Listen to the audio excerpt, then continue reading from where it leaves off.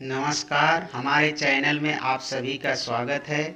आज मणिपुर घटना को लेकर हम यूसीजी कानून को लेकर सरकार के विरुद्ध कोलेबिरा विधानसभा विधायक श्री बिक्सल कोंगाड़ी की अध्यक्षता में हुरदा से कोलेबिरा तक 70 किलोमीटर की मानव श्रृंखला बनाई। रैली शांतिपूर्वक की गई, कहीं भी किसी प्रकार की घटना का जिक्र नहीं है। देश के कई राज्यों में युवाओं में काफ़ी आक्रोश है। सुनिए इन युवा नेता की जवानी।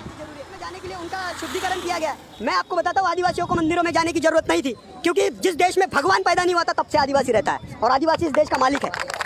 We are not only citizen of this country, we are the owners of this country. हम इस देश के केवल नागरिक नहीं है, हम इस देश के मालिक है और हम लोग मालिक होने का सम्मान करते हैं। जय बिरसा, बाबा साहब अम्बेडकर जिंदाबाद, महात्मा फुले जिंदाबाद, शिवाजी महाराज जिंदाबाद, राघोजी भांगरे जिंदाबाद, टंट्या भील जिंदाबाद, बाबूराव शर्मा की जिंदाबाद, रानी दुर्गावती जिंदाबाद। शिरपा जी, मैं नागपुर में पढ़ रहा हूँ, रिसर्च कर रहा हूँ ट्राइबल कल्चर एंड क्रिमिनलिज्म पे, और एक बिरसा ब्रिगेड के संगठन में केंद्रीय संगठक के तौर पे काम करता हूँ।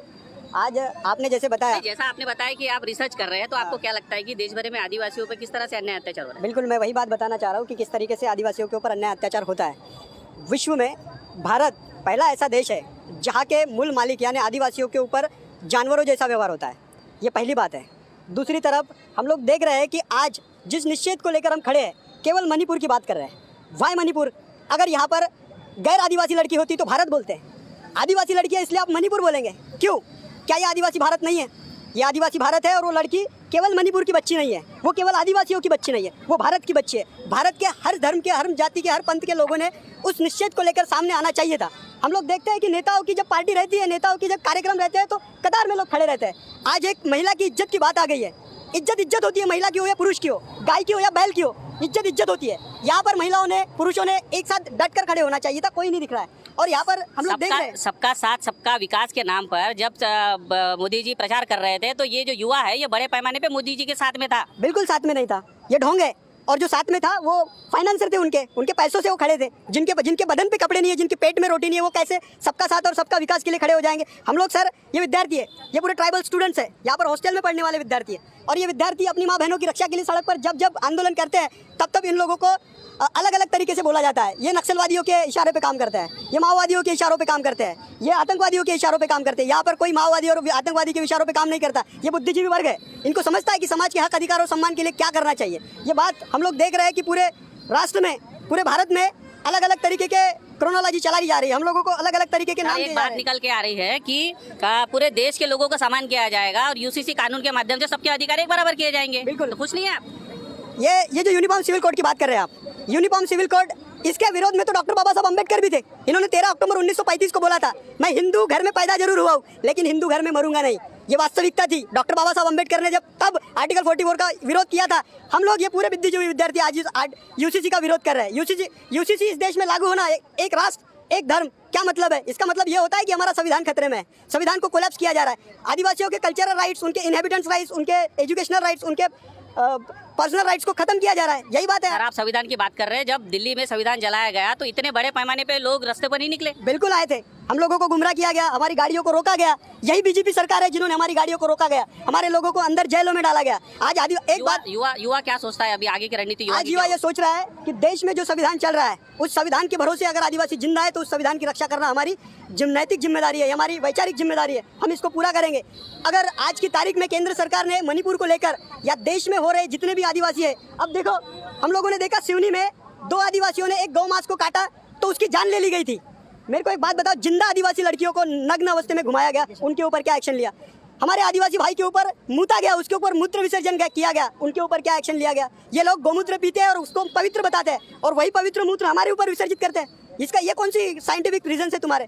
ये समझ में नहीं आ रहा।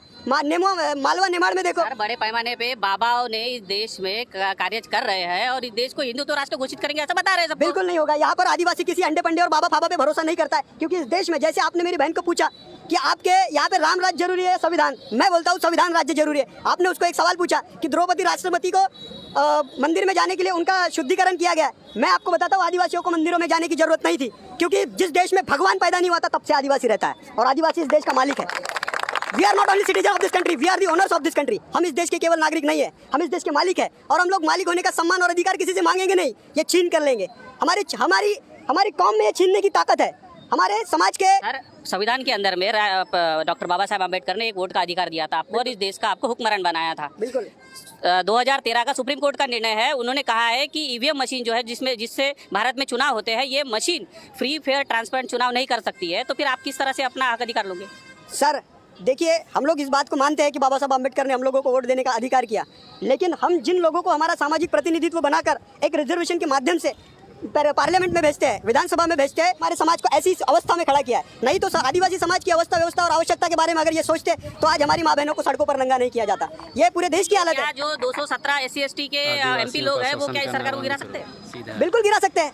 अगर उनकी नीयत है, उनकी रगों में, उनके लहू में अगर आदिवासियों का खून बह रहा है, SC ST OBC का खून बह रहा है, उन लोगों में इस देश के स्वतंत्र वीर जितने भी आदिवासी महावीर हैं, उन लोगों के विचारों के संघर्ष से अगर चल रहे तो वो गिरा सकते हैं। और अगर ये गंदी नीयत की सोच है, अगर ये खुट्टे से बंधे हुए बैल है, तो बैल कभी भी इशारे पे काम करता है और वो इशारे पे काम करता जाएगा। आने वाले समय में पूरा आदिवासी समाज, पूरा बहुजन समाज, मुस्लिम समाज, OBC समाज, आने वाले समय में ऐसी षड्यंत्रकारी और सत्ताधारी जमात को ये पाठ पढ़ाएगी। और ये हम लोग यहाँ पर खड़े होकर बात कर रहे हैं। तो ये है बाबा साहब के सपनों का भारत। बाबा साहब ने इस देश में शिक्षा को प्रभुत्व दिया।